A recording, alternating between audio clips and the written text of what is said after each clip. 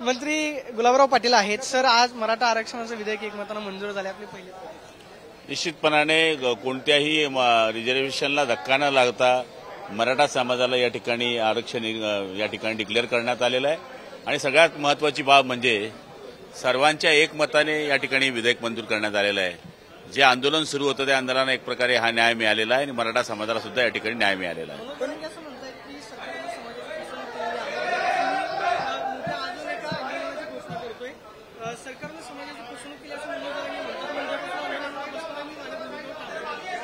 निश्चितपणाने त्यांची समजूत काढण्याचा विषय सुद्धा या ठिकाणी सभागृहामध्ये करण्यात आला की मराठा समाजाला एक 10% रिझर्वेशन देण्यात आलेलं आहे आणि मला खात्री आहे की ज्यावेळेस हा डिटेल निर्णय त्यांच्याकडे जाईल तर ते या बाबतीमध्ये निर्णय घेतील।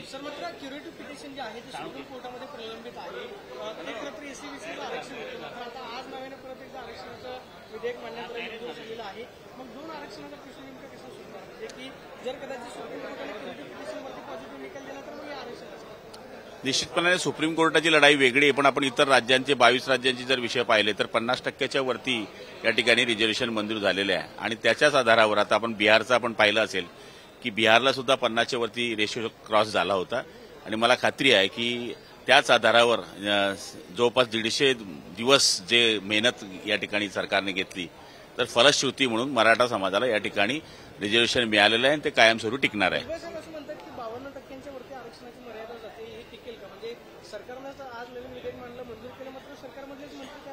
हे बघा, शंका कुशंका असणे हे स्वाभाविक आहे, पण ज्यावेळेस काही गोष्टी रिटायर अध्यक्ष जे आहेत ते रिटायर जज आहे किंवा इतर समित्या आहेत त्यांच्या माध्यमातून ज्यावेळेस या गोष्टी केल्या जातात तर विचारपूर्वकच त्या गोष्टी केल्या गेल्या असतील, त्याच्यामध्ये बारीक बारकावे पाहिले गेले असतील। कारण मागच्या काळामध्ये हेच रिझर्वेशन सुप्रीम कोर्टामध्ये बागळलं होतं, त्याच्यामध्ये काय त्रुट्या होत्या त्या त्रुट्यांमध्ये लक्षात घेऊन आता हे नवीन विधेयक मांडलं गेलेलं आहे।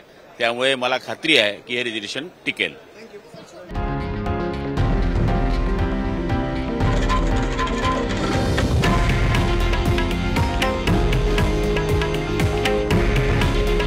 हे आहे देशातील नंबर 1 न्यूज नेटवर्क आणि आपण पाहत आहात TV9 मराठी। काळजी तुमची, हित महाराष्ट्राचं।